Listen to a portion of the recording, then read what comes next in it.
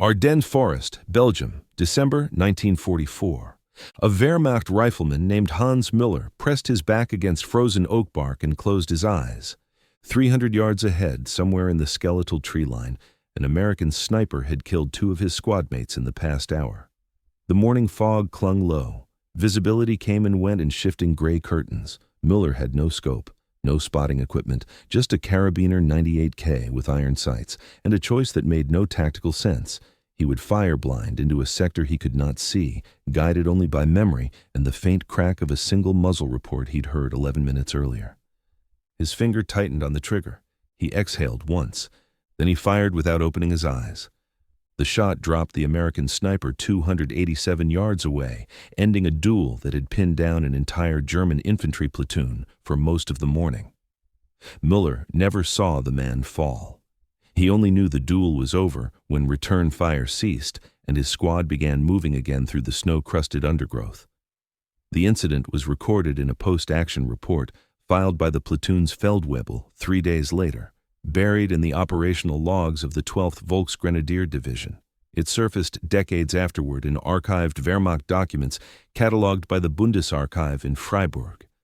No Hollywood moment, no ceremony, just one impossible shot in a war where improbable things happened daily and most vanished into footnotes. But this one survived because of what it revealed about reflexive marksmanship, spatial memory under duress, and the razor-thin margins that separated survival from obliteration in winter combat. The Ardennes offensive began on December 16, 1944. Hitler committed 30 divisions, more than 400,000 troops, to a gamble through the dense forests of Belgium and Luxembourg, aiming to split Allied lines and recapture the port of Antwerp. The operation relied on speed, surprise, and abysmal weather that would ground Allied air superiority. For the first 72 hours, it worked. American forces, thinly stretched along an 80-mile front, buckled under coordinated assaults. Entire battalions were encircled.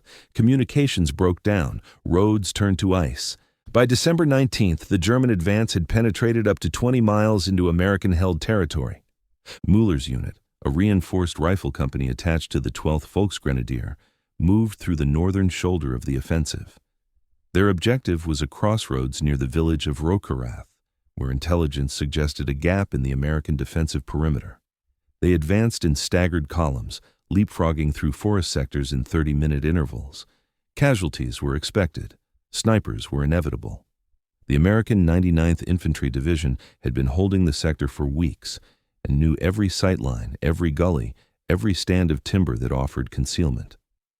The 99th had arrived in the sector in early November, green troops mostly. Many had never seen combat, but they had used the time well. They dug fighting positions, registered artillery coordinates, mapped fields of fire, and they trained men with steady hands and good eyes to function as designated marksmen, embedding them in forward positions where they could observe German approach routes and engage targets of opportunity. These were not trained snipers in the specialized sense. The U.S. Army in 1944 had no formal sniper school comparable to what the Marines operated. Instead, each infantry regiment identified soldiers with hunting experience or competitive shooting backgrounds and gave them scoped rifles, usually M1903 Springfields with commercial or military optics, and basic instruction in camouflage, fieldcraft, and range estimation. The results were uneven but often effective. A patient rifleman with a scoped weapon in good position could disrupt an entire company's movement, forcing delays and consuming time that attacking forces could not afford to lose. On the morning of December 20th, Müller's squad entered a zone the Americans had pre-registered for harassing fire. Artillery bracketed their flanks sporadically. Mortar rounds cratered the frozen ground at unpredictable intervals. But the real threat came from individual marksmen embedded in forward positions, firing from hides prepared days in advance. These weren't elite sharpshooters, they were infantrymen with scoped M1903 Springfields, or in some cases, unscoped M1 Garands and exceptional patience. Their job was disruption, delay movement, force units to deploy, create bottlenecks. The American sniper who engaged Müller's squad was one such soldier. His name does not appear in surviving records. What is known comes from German after-action reports and the physical evidence recovered later. A Springfield rifle with a Weaver 330C scope, a camouflaged shelter dug into a low ridge, and a field of fire that covered a logging trail used by German patrols. He had constructed his hide with care. The shelter was a shallow scrape behind a fallen log, reinforced with stones and covered with branches that matched the surrounding deadfall. His firing port offered a narrow sight line that minimized his exposure while maximizing his observation range. He fired his first shot at approximately 0820 hours. The round struck Obergefreiter Klaus Dietrich in the upper chest, dropping him instantly.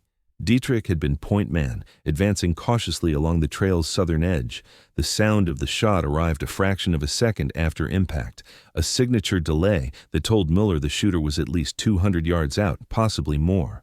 The squad went prone. No one moved. No one returned fire because no one had a target. Silence followed. 15 seconds, 30, a full minute. Then the sniper fired again. This time the target was Schütze Wilhelm Hoffmann, who had crawled forward to drag Dietrich's body into cover. The bullet entered just below Hoffmann's helmet rim. He died without making a sound. The squad was now immobilized. Moving meant exposure. Staying meant waiting for the sniper to pick them apart one man at a time. The Feldwebel, a veteran named Ernst Schaefer, ordered dispersion. Spread out, low crawl to the nearest defilade, prepare to assault on his signal. But assaulting what? No muzzle flash had been visible through the fog, no smoke, no movement in the tree line. The sniper could be anywhere within a 200-yard arc. Schaefer knew that a blind assault would likely cost him 3 or 4 more men before they even reached the ridgeline, and there was no guarantee they would locate the hide even then. The fog was too thick, the terrain too complex, the sniper too disciplined. Müller, 24 years old and a veteran of the Eastern Front, did something his training had not prepared him for. He stopped thinking tactically and started thinking spatially. He closed his eyes and replayed the sound of the second shot in his mind. Not the impact, not the crack of the round passing overhead. The muzzle report itself, the initial blast that carried across the frozen air. He knew that sound traveled at roughly 340 meters per second in cold conditions. He knew the delay between report and impact had been just over 1 second. That gave him a range estimate, 300 to 350 yards. He knew the sniper had fired twice from the same position, which meant the hide was well concealed and probably elevated. He knew the angle of Hoffmann's wound suggested a shooter positioned north-northwest, somewhere along the ridgeline that paralleled the trail. He knew the fog was thickest in the low ground, but thinner at elevation, where even slight wind could clear sight lines temporarily. He did not know exactly where the sniper was, but he knew approximately, and approximately, in that moment, was enough. Müller had learned these calculations on the Eastern Front, Stalingrad first, then the retreat through Ukraine, 18 months of combat where survival depended on reading terrain faster than the enemy, where every ridgeline concealed a machine gun nest, every tree line hid riflemen, every building offered sniper positions. He'd learned to estimate range by counting seconds between muzzle flash and report, to predict firing positions by analyzing sight lines and cover, to think like the enemy, because understanding their logic meant anticipating their location. At Stalingrad, in the autumn of 1942, Müller had served as an ammunition carrier for a machine gun team. He watched the gunner select firing positions based on overlapping fields of fire, elevation advantage, and proximity to covered withdrawal routes. He noted which positions drew immediate counterfire and which remained undiscovered for hours. He learned that the best positions were rarely the most obvious ones. A sniper did not choose the highest point or the most commanding view. He chose the position that balanced concealment with effectiveness, that offered a kill zone without advertising his location. During the retreat through Ukraine in the summer of 1943, Müller's unit conducted dozens of rearguard actions against advancing Soviet forces. He learned to identify where enemy snipers would likely position themselves during pursuit operations. He learned to anticipate their logic, set up along likely withdrawal routes, prioritize officers and NCOS, fire once or twice before relocating. He learned that experienced snipers were predictable, not because they were unskilled, but because sound tactics followed consistent principles. And those principles could be reverse-engineered if you understood the terrain and the tactical situation. These were not skills taught in training manuals. They emerged from repetition, from watching where shots originated, from noting which positions proved effective and which exposed their occupants, from the accumulated experience of hundreds of small engagements where pattern recognition meant the difference between taking cover in time and not taking cover at all. Müller rose to a half-crouch behind the oak tree. He shouldered the carabiner. He did not look through the sights. Instead, he closed his eyes and visualized the ridgeline as he had seen it before the fog thickened. A gentle rise, sparse hardwoods, a cluster of boulders near the crest. That cluster would offer cover, elevation, and concealment. If he were the sniper, he would be there. Not on top of the boulders which would silhouette him against the sky. Not too far back, which would limit the field of fire, but somewhere in the middle ground, where stone provided backdrop and deadfall provided concealment. He aimed 15 degrees right of center, compensating for the angle he remembered. He elevated the barrel to account for 300-yard drop, approximately 2 meters at that range with the 7.92 millimeter Mauser cartridge. He accounted for the slight breeze he had felt 20 minutes earlier, before the fog settled. A crosswind from the left, barely perceptible, but enough to drift a bullet 6 or 8 inches at 300 yards. He adjusted right. Not much, just enough. Then, still with his eyes closed, he fired a single shot. The carabiner 98K, a bolt-action rifle descended from the Gewehr 98 design, fired a 7.92 by 57 millimeter Mauser cartridge at a muzzle velocity of approximately 760 meters per second.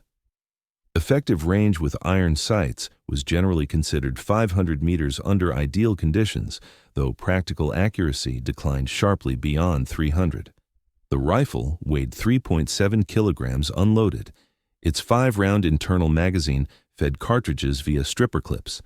The standard ammunition load for a Wehrmacht rifleman was 60 rounds carried in pouches, plus 1 5-round magazine in the weapon. It was reliable, accurate for its class, and utterly conventional, the standard infantry arm of the Wehrmacht throughout the war. More than 14 million had been produced by 1945. Müller's shot covered 287 yards, confirmed later by measurement, and struck the American sniper in the left shoulder, severing the subclavian artery. The 198-grain Spitzer bullet entered just above the collarbone and tumbled through soft tissue, creating a wound channel approximately 4 centimeters in diameter. The arterial damage was catastrophic. The man bled out in under 3 minutes, consciousness fading in the first 60 seconds as blood pressure dropped and oxygen delivery to the brain ceased. He never had time to fire again, never had time to relocate, never had time to understand what had happened. One moment he was scanning for targets through his scope, the barrel resting on the log that concealed his position. The next, impact and shock and the metallic taste of adrenaline. Then, darkness. Müller did not see the hit. He opened his eyes after firing, scanned the ridgeline, saw nothing through the fog, and assumed he had missed. The carabiner's report echoed off the trees and faded. Silence returned. Schaefer glanced at Müller but said nothing. The squad remained prone, waiting to see if the sniper would respond. 10 minutes passed. No shots, no movement, no sound, except the distant rumble of artillery to the south and the occasional crack of small arms fire from adjacent sectors. Schaefer made the decision. He signaled for the squad to advance, staggered spacing, weapons ready. They moved forward in short bounds, covering each other, expecting at any moment to draw fire. But no fire came. They crossed the logging trail without incident. They reached the base of the ridge and began working their way up the slope. And when they crested the rise and found the hide, they found the body. The American sniper lay on his side behind the fallen log, Springfield still resting on the wood, unfired round in the chamber. Blood pooled beneath him, already freezing in the cold. His eyes were open. His left hand clutched at the entry wound. His right hand had fallen away from the rifle's stock. The Weaver scope was still zeroed, still functional. His field of fire was clear and unobstructed, covering exactly the sector where Müller's squad had been pinned. Schaefer examined the body, noted the wound location, and looked back down the slope toward the oak tree where Müller had taken the shot. The angle was steep. The range was extreme for iron sights, and the fog had been thick enough that visual targeting would have been impossible. He asked Müller if he had seen the target before firing. Müller said no. Schaefer asked how he had known where to aim. Müller explained, the sound of the muzzle report, the delay, the terrain analysis. He had closed his eyes because looking at the fog made it harder to visualize the mental map. He had fired because the squad was pinned and someone needed to attempt a solution. Schaefer said nothing for a long moment. Then he told Müller to collect the Americans' identification tags and the rifle. The tags would be turned in through proper channels. The rifle would be kept by the squad as a trophy until they could no longer carry it. They moved on. Confirmation of the kill arrived only after the war, when German and American records were cross-referenced during historical research into the Ardennes engagement. The sniper's body was recovered by American forces the following day during a local counterattack that briefly retook the ridge before German reinforcements pushed them back. He was identified, processed, and buried. The wound was noted in casualty documentation: gunshot, left shoulder, arterial damage, exsanguination. Time of death estimated between 8:30 and 8:45 hours on December 20th, 1944. Blood spatter analysis and wound trajectory were documented during the field examination. The angle indicated a shot originating from lower elevation, consistent with the location where Müller's squad had been pinned. The American unit that recovered the body reported finding the hide intact, with clear sightlines to the logging trail. They also reported finding German blood trails leading away from the trail, evidence of the two soldiers the sniper had killed before Müller's shot ended the engagement. The probability of the shot was astronomically low. Müller had fired without optics, without a clear target, and without visual confirmation of range or windage. He had relied entirely on auditory memory, spatial reasoning, and a mental map constructed from fragmentary observations made before the fog descended. In effect, he had fired blind and hit a target he could not see at a distance where even aimed fire with iron sights would have been difficult. It was not luck. Luck implies randomness. This was something else, a convergence of experience, environmental awareness, and the kind of instinctive calculation that happens below the threshold of conscious thought. Müller had fought on the Eastern Front for 18 months. He had learned to estimate range by sound, to read terrain under adverse conditions, to predict enemy positions based on tactical logic. Those skills, honed through countless engagements, compressed into a single moment where conventional aiming was impossible and unconventional methods became necessary. The circumstances that enabled the shot were specific and unrepeatable. The fog had to be thick enough to obscure visual targeting, but not so thick that sound became distorted or muffled. The sniper had to fire at least twice from the same position, providing Müller with both directional and range data. The terrain had to be simple enough that Müller could construct an accurate mental model from limited observation. The bullet had to travel through air cold enough to maintain stable trajectory, dense enough to carry sound cleanly, and still enough that windage remained minimal. And Müller himself had to possess both the experience to interpret acoustic data and the confidence to act on conclusions that could not be verified before committing to the shot. Remove any one of those variables and the outcome changes. If the sniper had relocated after his first kill, as doctrine suggested, Müller's shot would have struck empty ground. If the fog had been denser, muffling the muzzle report or distorting its direction, Müller's range and bearing calculations would have been wrong. If Müller had been a newer recruit without Eastern Front experience, he might not have attempted the shot at all, lacking the experiential database necessary to trust the method. If the crosswind had been stronger, the bullet would have drifted wide despite all other factors being correct. The shot did not change the outcome of the battle. Müller's squad reached the crossroads near Rockerath, but was repelled by American defensive fire later that afternoon. A counterattack by elements of the 2nd Infantry Division, supported by armor from the 741st Tank Battalion, drove German forces back to their morning start positions.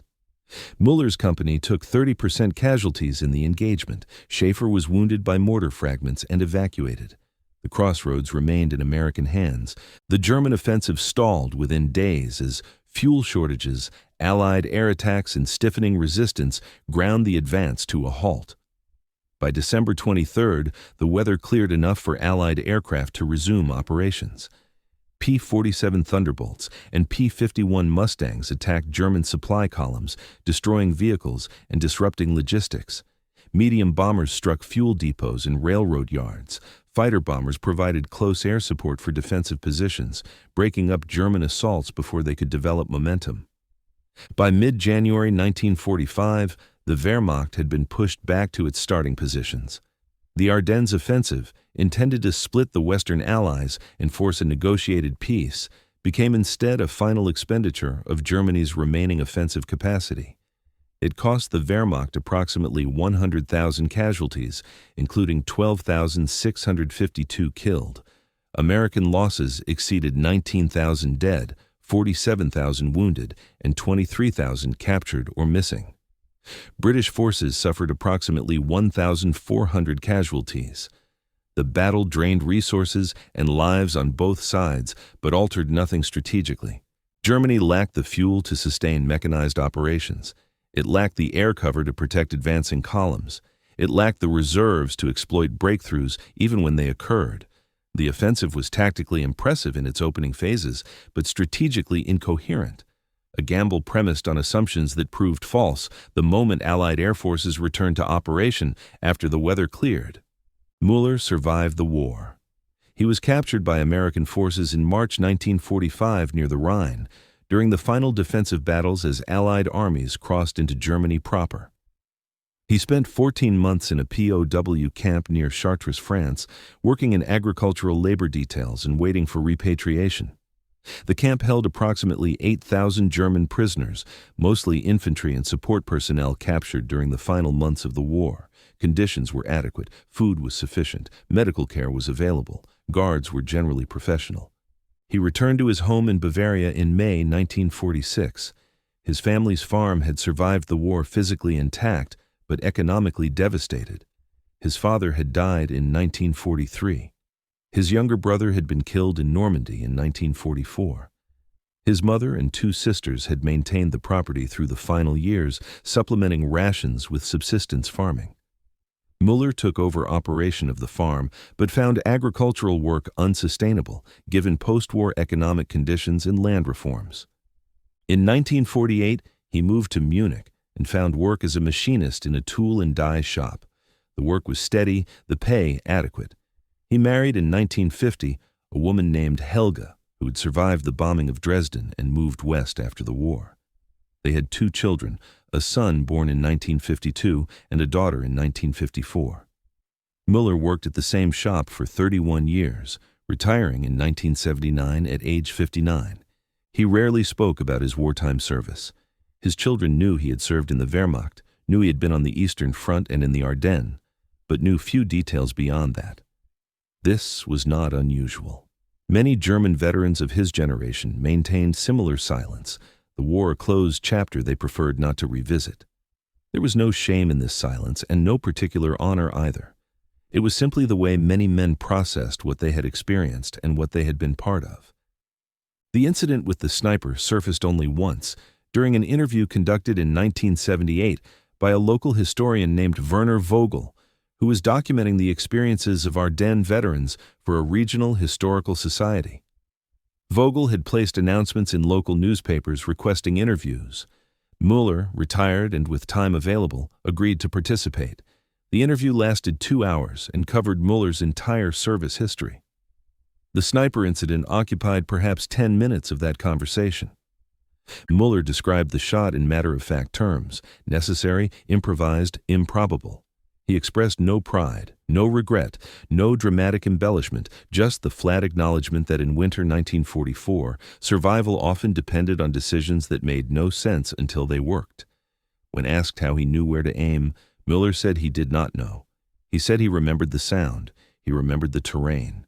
He remembered thinking that if he were in the sniper's position, the boulder cluster would be the logical choice. He closed his eyes because looking made it harder to visualize the mental map he had constructed. He fired because his squad needed the sniper eliminated, and no one else was attempting a solution. Whether the shot would work was unknowable. But doing nothing guaranteed continued casualties. That calculus, act on incomplete information or accept certain degradation of position, defined much of infantry combat in the Ardennes.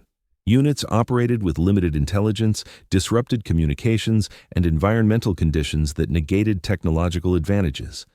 Decisions had to be made quickly, often with only fragmentary data. The penalty for hesitation was frequently worse than the penalty for being wrong. When asked if he could repeat the shot under similar conditions, Müller said no without hesitation. The fog would be different, the terrain would be different, the geometry would be different, even his own mental state would be different. The shot worked once because a specific set of variables converged in a specific way at a specific moment. Trying to systematize it would miss the point entirely. It was not a technique. It was an adaptation to circumstances that would never recur in exactly the same configuration. Vogel pressed him on this point. Surely there was something transferable, some principle that could be taught. Müller thought for a moment and then said that the only transferable element was the willingness to act when conventional methods failed. Not recklessness, not desperation, but the recognition that sometimes the best available option made no sense by orthodox standards and had to be attempted anyway because all orthodox options had been exhausted. That interview remained unpublished until 2003, when it was included in a regional historical society's compilation of veteran testimonies. By then, Müller had been dead for 11 years. He died in 1992 at age 72 of heart failure. His obituary in the local newspaper made no mention of his military service beyond a single line. He served in the Wehrmacht during the Second World War. His children knew he had given the interview, but had never read it. They discovered its publication only when a researcher contacted them in 2004 while investigating the incident for a journal article on improvised marksmanship in the Ardennes campaign. The sniper duel itself was unremarkable by the standards of the Ardennes, where small unit actions like this occurred hundreds of times across the offensive's 80-mile front. But it endures in the historical record because it illustrates a principle often obscured by the macro narratives of war. That outcomes frequently hinge not on grand strategy or superior firepower, but on individual decisions made under conditions of radical uncertainty. Müller did not have better equipment than his opponent. The American had a scoped rifle. Müller had iron sights. The American had chosen his position carefully and prepared it well. Müller was caught in the open on unfavorable ground. The American had killed 2 men and was positioned to kill more. Müller had only a mental model of the battlefield, accurate enough to guide a single shot into a kill zone he could not observe. That capacity, to construct a coherent spatial map from incomplete information and act on it decisively, was not unique to Müller. It was a survival skill cultivated by countless soldiers on all sides, across all theaters, throughout the war. Some developed it through formal training, others learned it through repetition and necessity. It emerged from the same cognitive architecture that allows a musician to play without looking at their hands, or a pilot to land an aircraft in zero visibility using instruments and memory. The brain builds models, it fills gaps, it predicts, and in combat, those predictions either prove accurate or they do not. The American sniper, whose name remains unknown, had built his own model. He had chosen a strong position, camouflaged it effectively, and engaged targets with disciplined fire control. He had done everything correctly according to the training he had received. He picked terrain that offered elevation and concealment. He fired only when targets presented themselves clearly. He maintained position rather than repositioning unnecessarily, which would have created noise and movement that might reveal his location. His first shot was fatal. His second shot was fatal. By any reasonable standard, he was executing his mission successfully. But he had not anticipated that his position, though invisible, could be inferred from auditory data and terrain analysis by an opponent who had learned to see without looking. That gap in his model cost him his life. The margin was narrow. If Müller had aimed 5 degrees left, the shot would have missed entirely, passing harmlessly into the forest beyond the ridge. If he had aimed 5 degrees right, the round would have struck the boulder cluster itself, its kinetic energy absorbed by stone. If he had failed to account for bullet drop, the round would have struck low, impacting the log or the ground in front of the hide. If the crosswind had shifted, the bullet would have drifted. But none of those things happened. Instead, a sequence of contingencies aligned in a way that favored one man over another, and the duel ended. There is no moral to extract from this, no lesson that scales cleanly to doctrine or training. The shot was effective because it was contextually appropriate, not because it was replicable. Attempts have been made nonetheless. Military analysts examining the incident have noted that Müller's method, using auditory data to triangulate position when visual targeting is impossible, has parallels in artillery spotting, naval gunnery, and modern electronic warfare. The principle is sound. When direct observation fails, indirect methods can still yield actionable targeting data. But translating that principle into repeatable technique requires technological assistance. Artillery observers use calculations, charts, and communications networks to convert sound and flash into grid coordinates. Naval gunners use radar and fire control computers to target ships beyond visual range. Modern infantry uses acoustic sensors and ballistic computers to locate snipers and direct counterfire. Müller had only his memory and a rifle. The gap between principle and execution, in his case, was bridged entirely by human cognition operating at the edge of its capability. What remains is the record. A German rifle company pinned by an American sniper. A rifleman who closed his eyes and fired into a sector he could not see. A target 287 yards away who never knew the round was coming. An action report filed by a Feldwebel.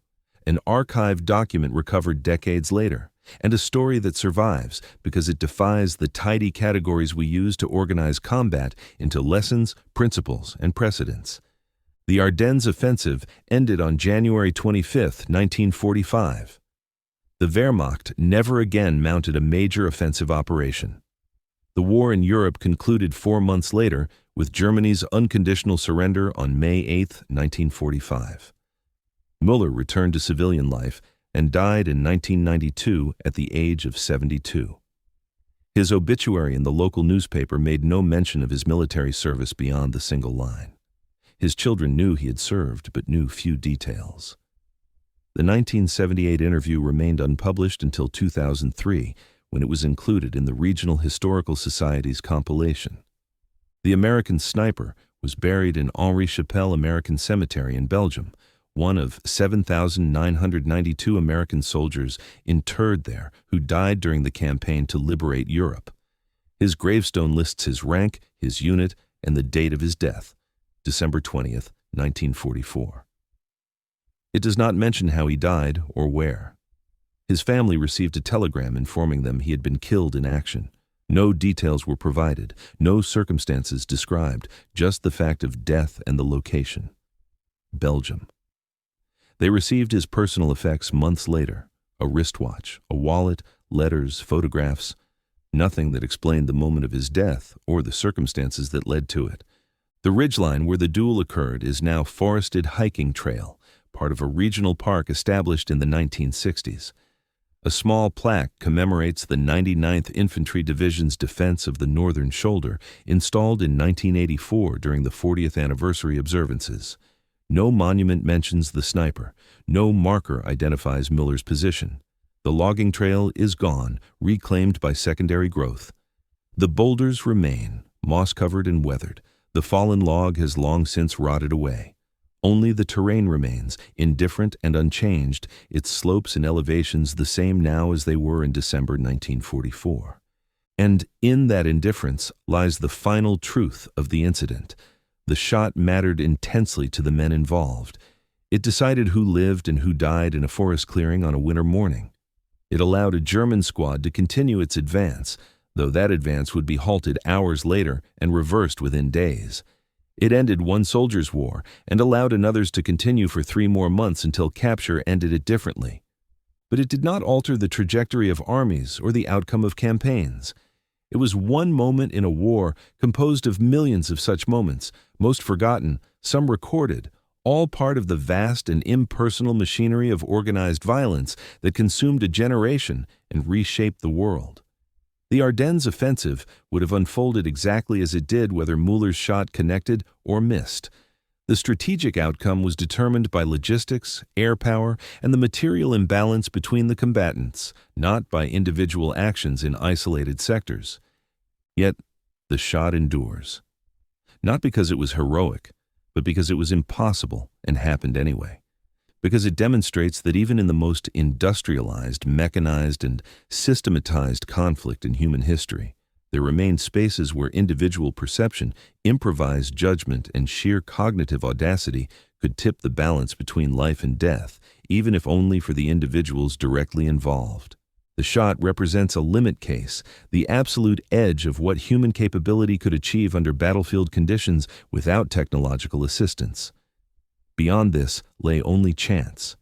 Müller operated at that boundary where skill and experience pushed probability as far as it could be pushed, and the outcome remained uncertain until the moment the trigger broke and the bullet flew and the physics of trajectory determined whether the mental model in his head corresponded accurately enough to physical reality.